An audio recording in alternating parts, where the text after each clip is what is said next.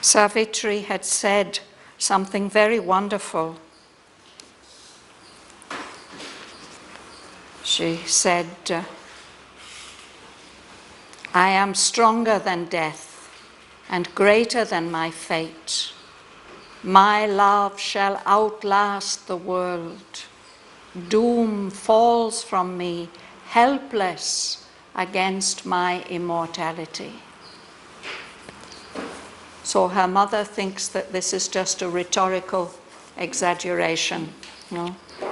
So she tells her, I'm going to start reading at the top of page 434.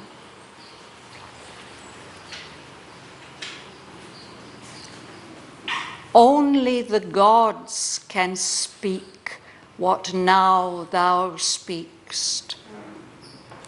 Thou who art human, think not like a god. For man, below the god, above the brute, is given the calm reason as his guide.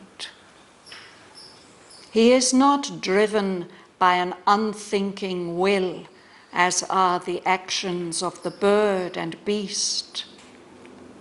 He is not moved by stark necessity, like the senseless motion of inconscient things.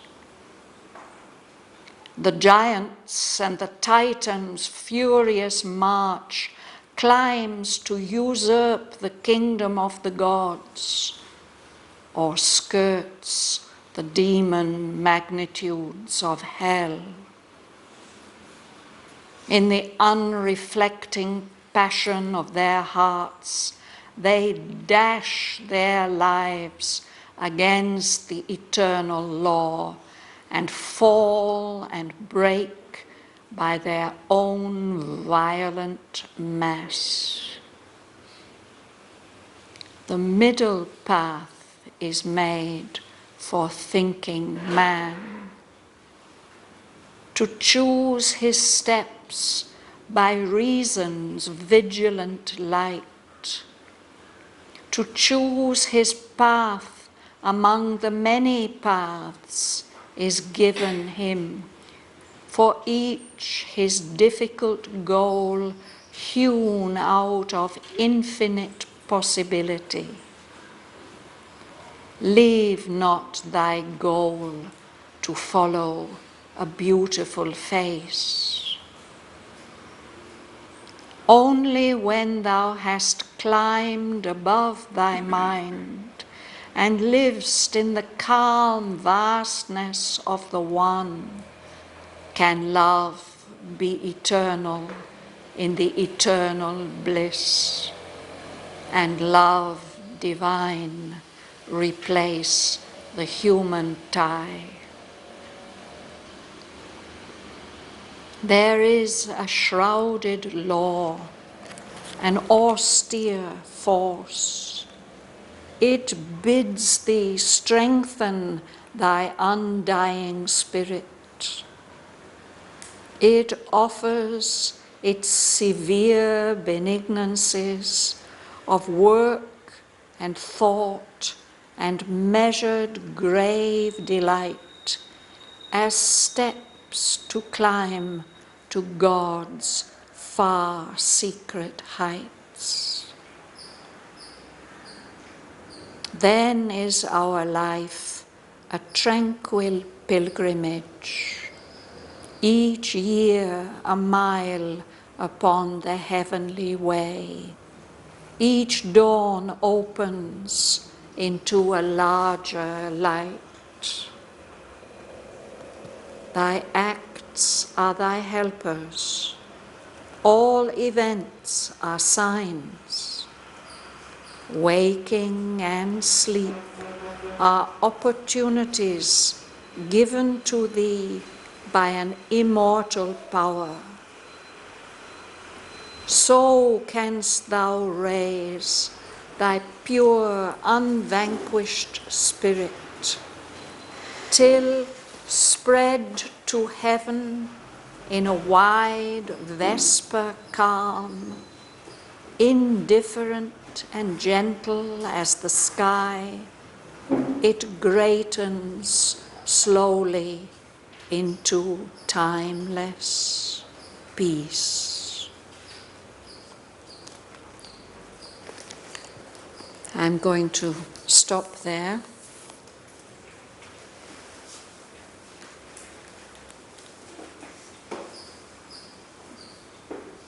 You will start, Rosa. Only the gods can speak what now thou speakst. Thou who art human, think not like a god. Thank you. So here we have this thou form, no? Thou who art human. This is a form of speech which we don't use normally. It's the second person singular. So in English nowadays we always use the plural form, you. So we could translate that into our normal speech and say only the gods can speak what you are saying now. But Sri Aurobindo's using this form which we continue to use in poetry, and we find it in sacred books, the way that people address God, this form, thou. So Savitri's mother is rebuking her for being over rhetorical in her speech. She says that what you are saying now can't be spoken by human beings. Only divine beings can say what you are saying. You are human.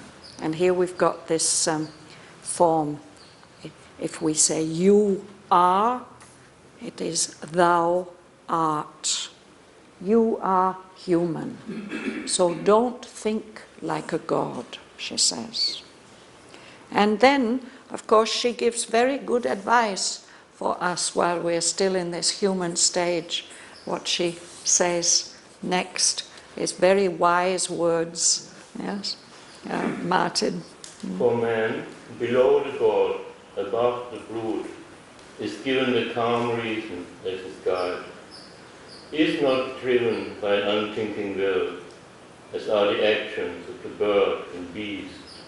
He is not moved by stark necessity, like the senseless motion of inconscient things. Yes. So she says human beings are below the gods in the level of development, and they are above the brute, they are above animals. And man has been given the power of reason. And this power of reason, which is calm and reasonable and looks at the different sides of things, this should be our guide. A human being, she says, is not driven, should not be driven by an unthinking will, by an impulse or an instinct, as she says birds and beasts are. They just react to things. They're driven by an unthinking will. We should use our intelligent will that is guided by reason. And she says, a human being, he is not moved by stark necessity, like the senseless motion of inconscient things.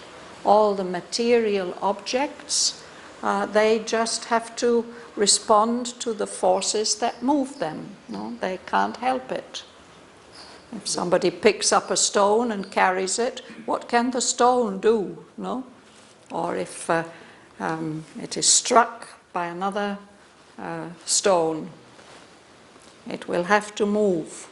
This movement of what we call the laws of nature, this is this stark necessity. And she's been telling, with what we read last week, she was telling Savitri, are you going to choose the way of the Titan Now she's going to explain what that way of the Titan is, Nina. This is very reasonable, yes. Good advice to ordinary human beings. Yeah.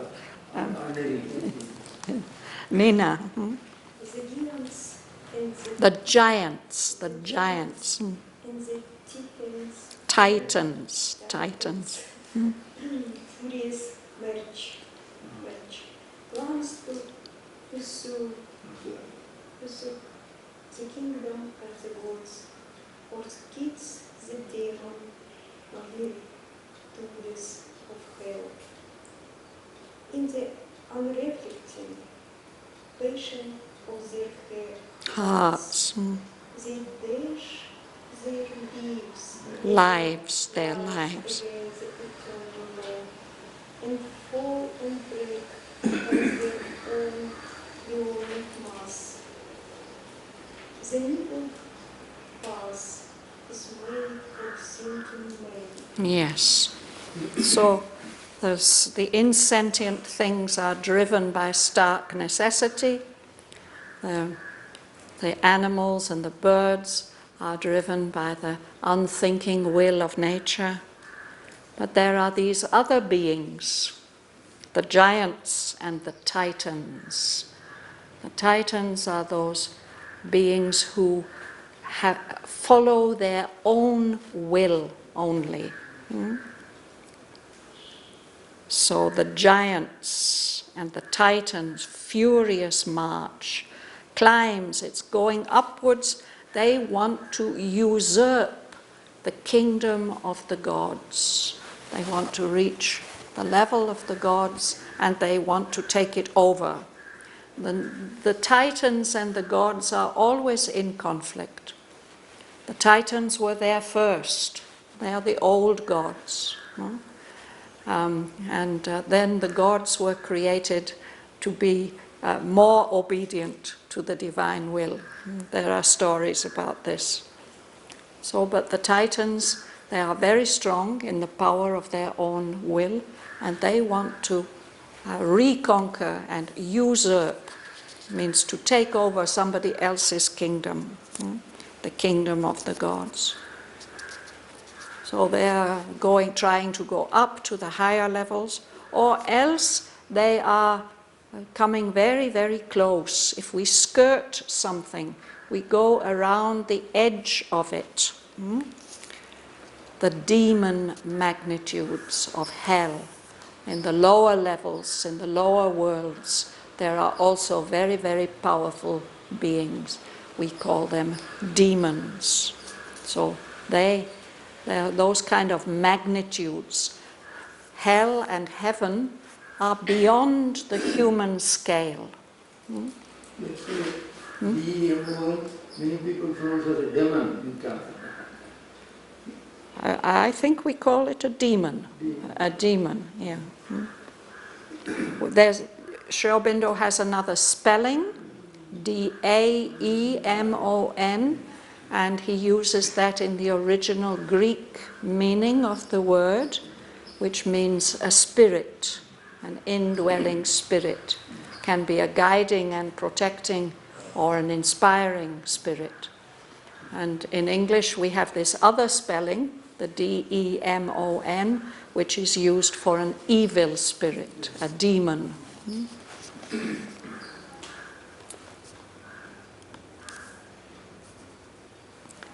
So the giant and the titan, they are driven by the unreflecting passion of their hearts, their vital ambition and greediness and wish for power. And they don't care about the consequences. She says they dash their lives. It's like throwing something violently, throwing a stone at a wall. Or, they dash their lives against the eternal law. They are defying the eternal law of the truth and the reality. And so they can't help falling, and they break. They destroy themselves by their own violent mass.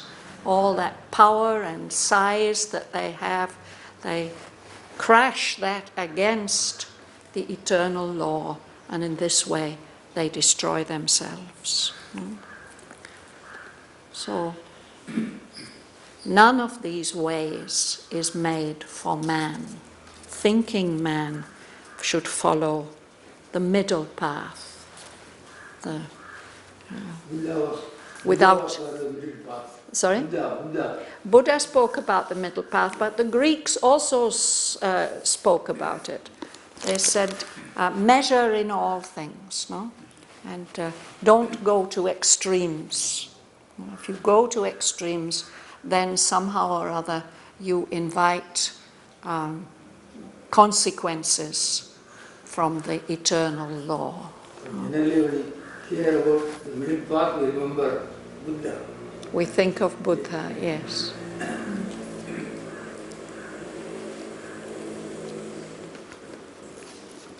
Dhanalakshmi? To choose his steps by reason's vigilant light, to choose his path among the many paths, is given him, for each his difficult goal, proven out of infinite possibility. Yes. So, his steps, thinking man. We have been given the right, even the mission, to choose our steps, guided by the light of reason, the vigilant light of reason. Our reason shouldn't fall asleep and allow us to be driven by impulses or titanic ambitions.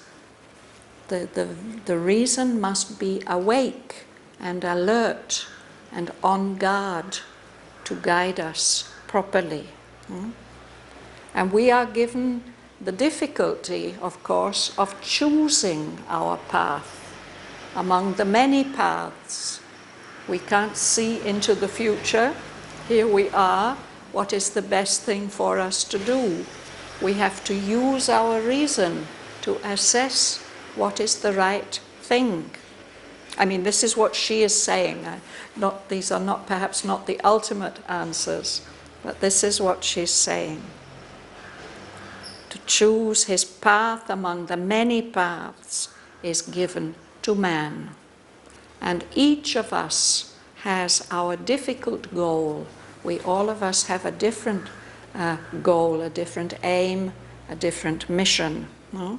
And we have to hew, we have to cut our way, as if cutting our way through a jungle or even out through rock. A sculptor, when he's beginning to create his statue out of stone, he will really have to hew it to get the broad lines. Then afterwards he may chisel and chip. But hewing is really cutting one's way violently. So each of us has to cut our way through our own way, our own unique way, out of infinite possibility, all the possibilities that lie in front of us. Shiv. Leave not thy goal to follow a beautiful face. Only when thou hast climbed above the mind and livest in the calm vastness of the One, can love be eternal in the eternal bliss, and love divine replace the human time. So this is also good advice from a mother to her daughter. No? Don't forget the goal of your life, just to follow after a face that has attracted you. First you have to, or if you want to say these things that you are saying, that I am stronger than death and greater than my fate, first you have to you have to climb above your mind, and you have to have established yourself. You must be living in that calm vastness of the One identified. with the one reality. Only then can love be eternal, in the eternal bliss. And then love divine can replace our ordinary human bonds of affection and attraction. Mm-hmm. Would you like to read? Mm-hmm. There is a shrouded love, an austere force. It bids thee strengthen thy undying spirit. It offers its severe benignancies of work and thought and measured great delight, as steps to climb to God's far secret heights. Yes. So we often find there's some kind of correspondence between what we read in the Life Divine on Wednesday and what we read in Savitri on Thursday. It quite often happens. Yesterday we were reading about what is the first duty of man in the universe. No, it is to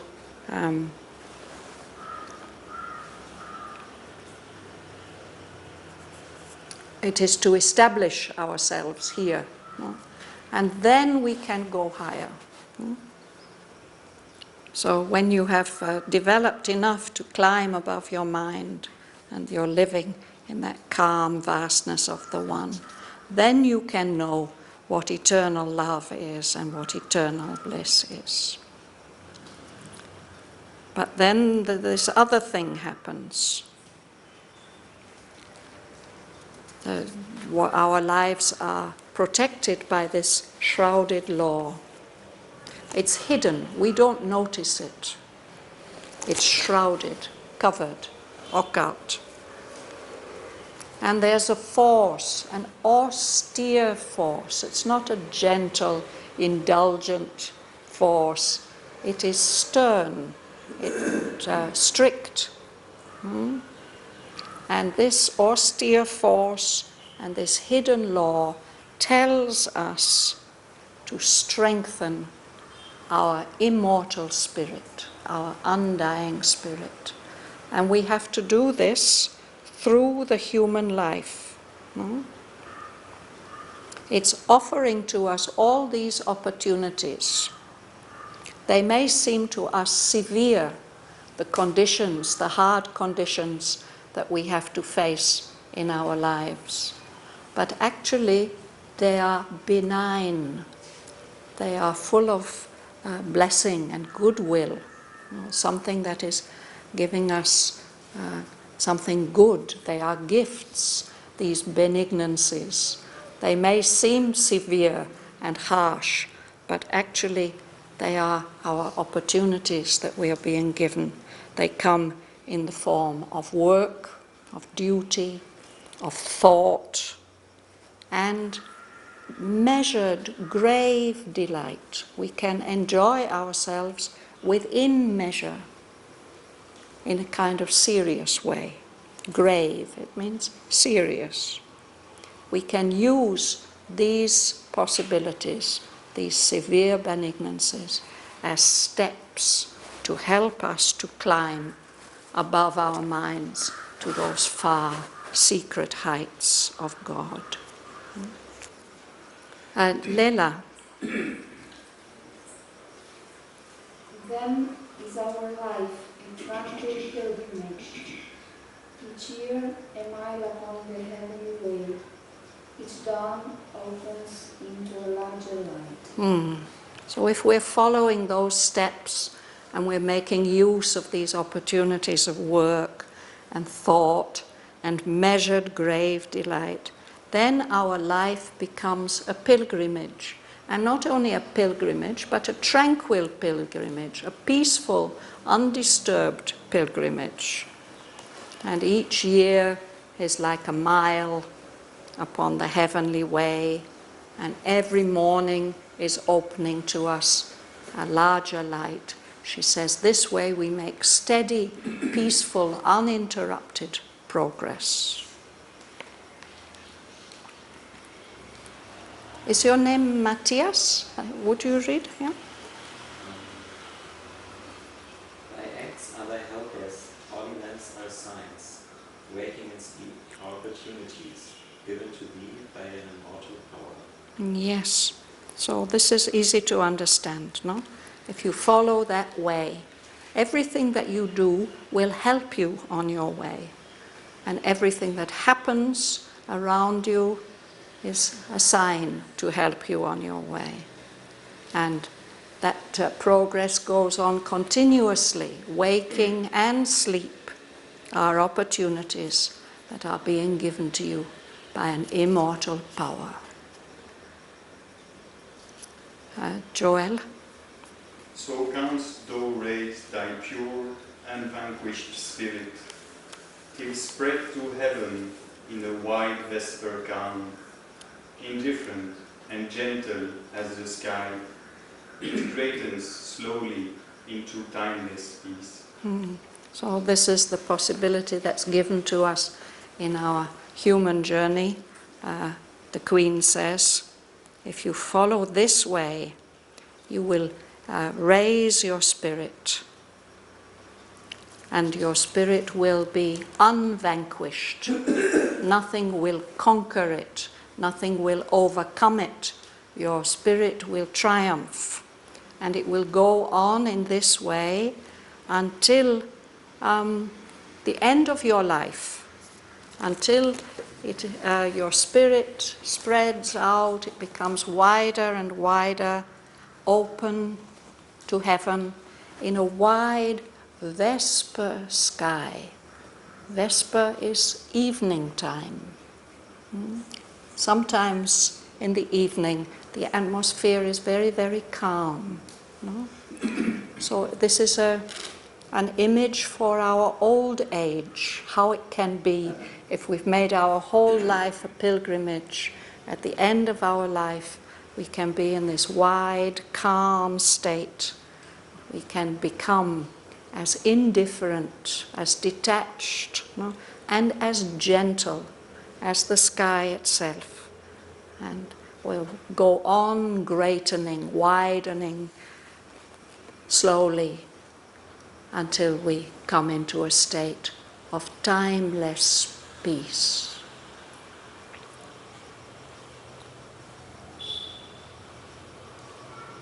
At the beginning of this canto, when Sri Aurobindo first introduced us to King Aswapati and his wife, his queen, the mother of Savitri, he described her as a very developed person, wise, aspiring for a higher life. But now she has lost her self-control. She's really got very, very upset.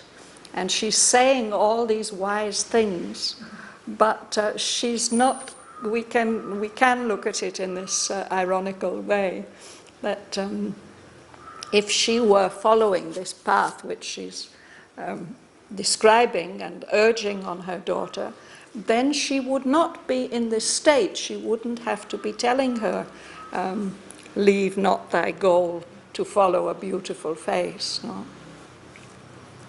That's just my little remark. Sri Aurobindo doesn't explicitly say it. So how is Savitri going to reply? Gumsun, you would read. But Savitri replied with steady pressed eyes, my will is part of the eternal will. My faith is what my spirit's strength can make. My faith is what my spirit's strength can bear. My strength is not the Titan's, it is God's. So this is a deeper vision of things. What the Queen has said is very reasonable and good advice to ordinary human beings. But Savitri is not an ordinary human being. And through this terrible news that Narad has given, that the man she's chosen to marry must die in 12 months' time, she has found some inner strength. And that's why she can reply like this. She has realized that her will is part of the eternal will. And in a way that's true of all of us in our highest will. It's part of the eternal will. My fate, my destiny is whatever the strength of my spirit can bear. I will not be given a destiny that is too strong for me to bear. However terrible it may seem, my spirit's strength will be able to bear whatever I have to face.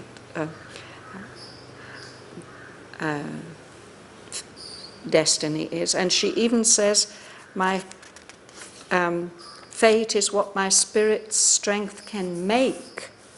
The strength of our spirit creates that destiny. And this strength which I have in me, it may look to you like a titan's strength, but it's just the opposite. I'm strong because the strength of God is with me.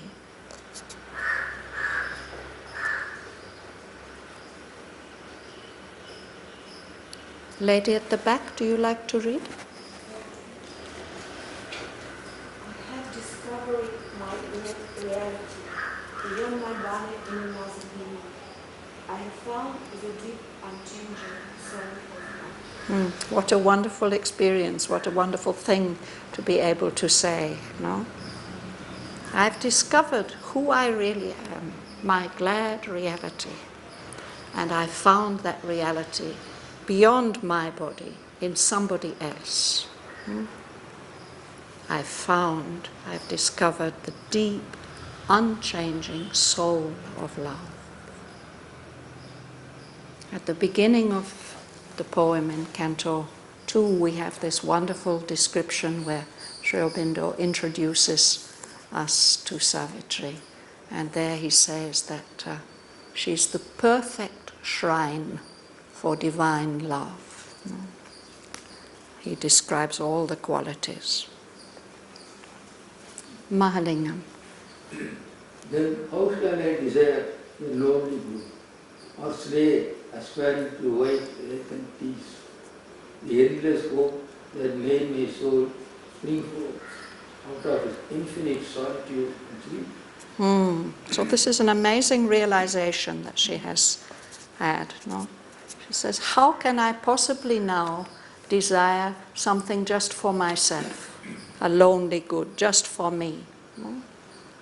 And how can I destroy, slay, kill the endless hope that made my soul spring forth? There's a reason why my soul has left its heaven, its infinite solitude and sleep, that it has chosen to come down here into the manifestation in a human form. So she says, I'm not now aspiring for white, vacant peace. Later on, death tempts her with that, no? And she says, you can tempt tired spirits with this white, vacant peace, but I am not interested in that. She has come with another hope. No?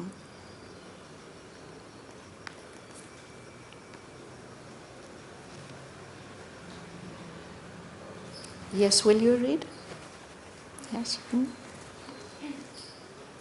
spirit has glimpsed the glory for which it came, the beating of one last heart in the flame of things, my eternity clasped by his eternity, and tireless of the swift abysm of time, impossibility always to love. So this is what she has realized. Her spirit, she says, has had a glimpse of the fulfillment, the glory for which it came into the manifestation. And part of that is to experience the beating of one vast heart in all the flame of things, all the burning dynamic energy which is going on in the manifestation.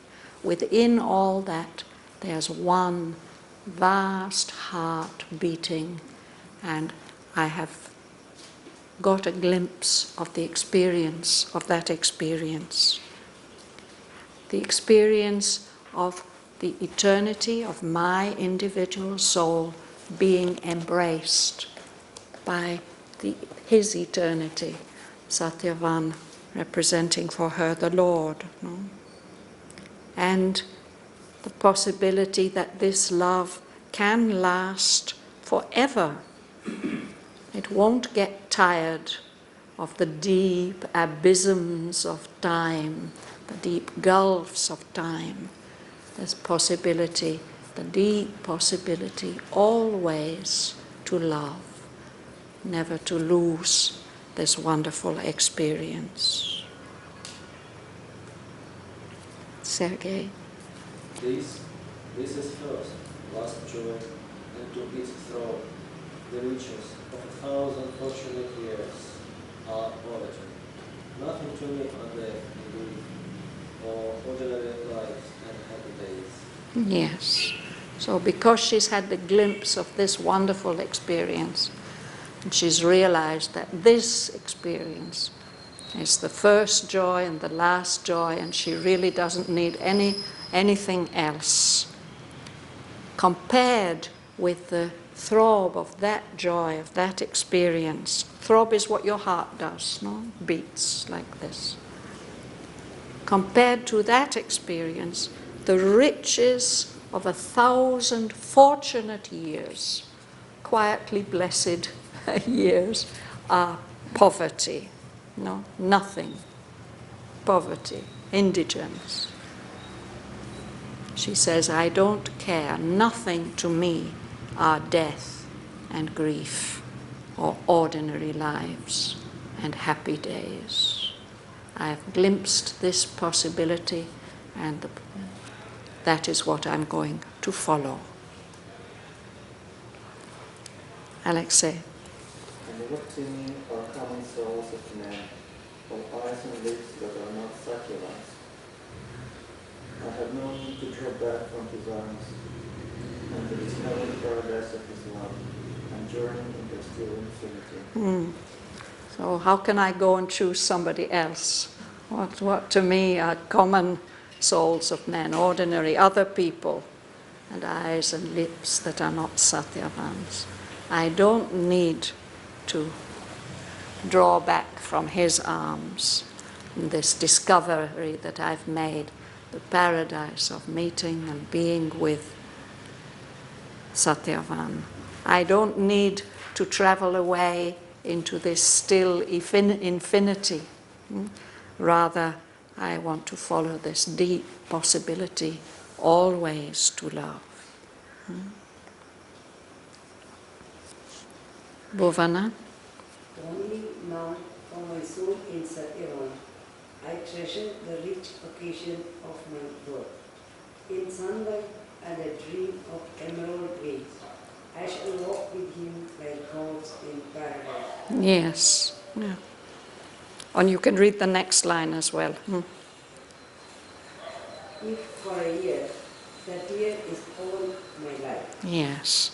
So she says, only now I value my life. No?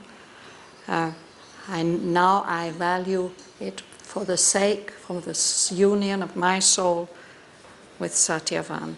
That's why I treasure the rich occasion of my birth. I feel privileged to have been born because of this possibility. And in sunlight and a dream of emerald ways in the forest, I shall walk with him like gods in paradise. And if that only lasts for a year, then that's all my life. Yes, that's what she says. That year is all my life. But then she says that she knows that that is not the whole story. Bärbel. And yet I know this is not all my fate, only to live and love the while. For I know now why my spirit came on earth, and who I am, and who he is in love. Continue. I have looked at him, and for my immortal self, I have seen God smile at me in Shraddhavan. I have seen the eternal in a human face. Thank you. So, there's something more. I know this is not all my fate. This is not the whole story of my destiny. Just to live for a short time, love for a short time, and then die. Because now I know why my spirit came on earth, and who I am, and who Satyavan is, who he is I love.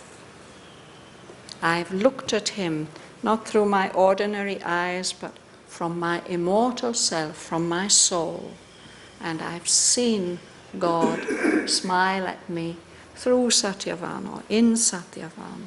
I've seen the eternal in a human face. So this is why she has chosen him and cannot possibly choose anybody else. Suresh.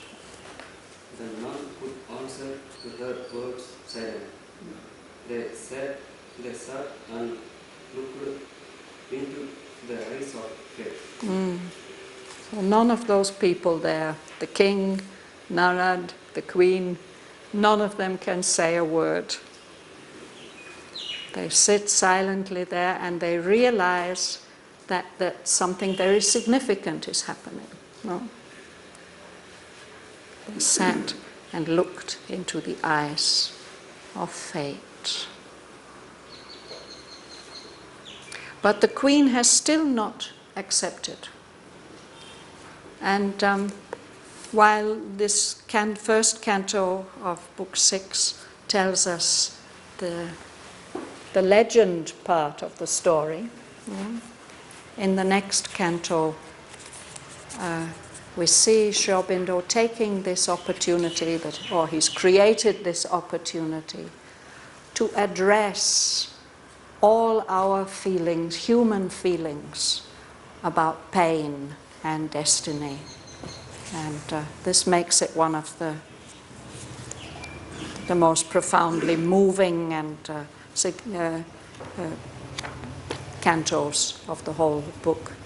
We can take that up next time. So shall we read this together?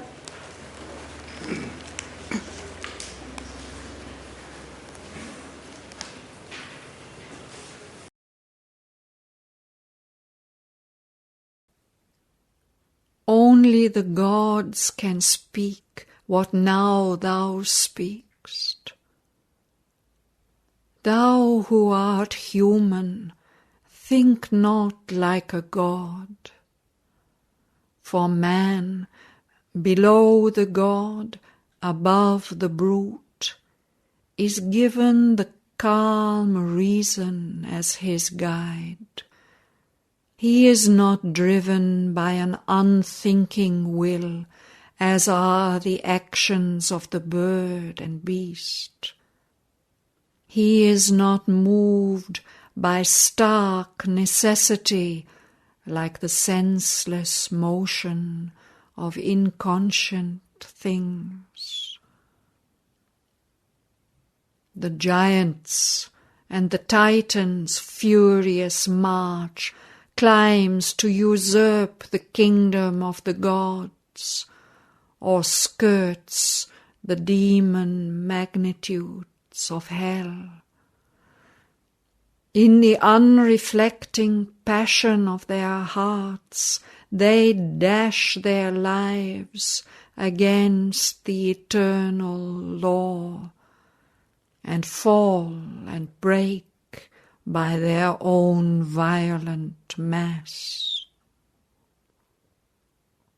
The middle path is made for thinking man, to choose his steps by reason's vigilant light, to choose his path among the many paths is given him.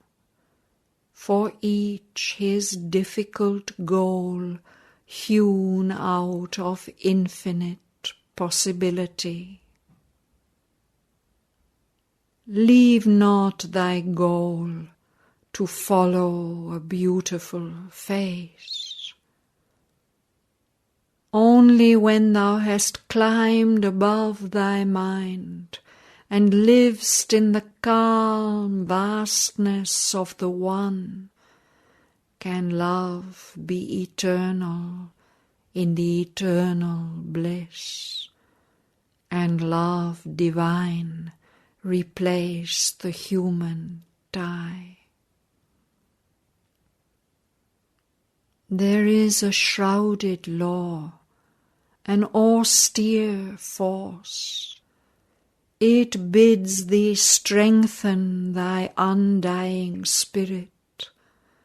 It offers its severe benignances of work and thought and measured grave delight as steps to climb to God's far secret heights.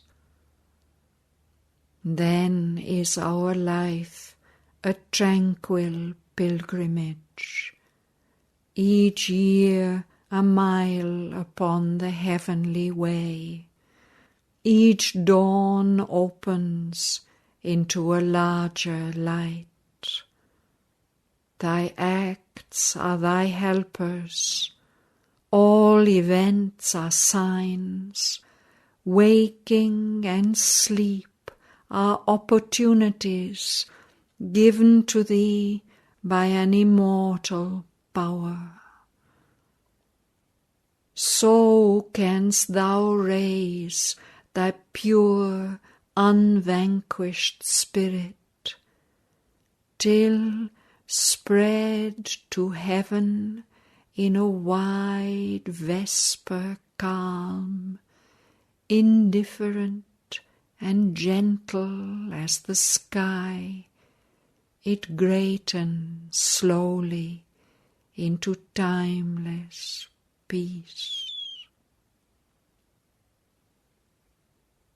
But Savitri replied with steadfast eyes, my will is part of the eternal will. My fate is what my spirit's strength can make. My fate is what my spirit's strength can bear. My strength is not the Titan's, it is God's. I have discovered my glad reality beyond my body in another's being. I have found the deep, unchanging soul of love. Then how shall I desire a lonely good, or slay aspiring to wide vacant peace? The endless hope that made my soul spring forth out of its infinite solitude and sleep.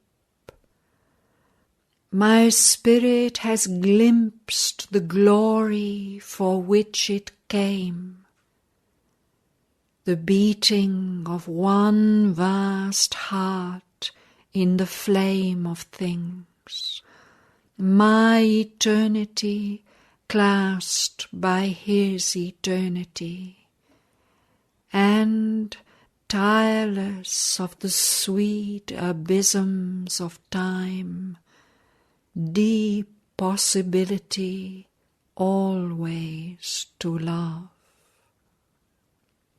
This is first, last joy, and to its throb the riches of 1,000 fortunate years are poverty.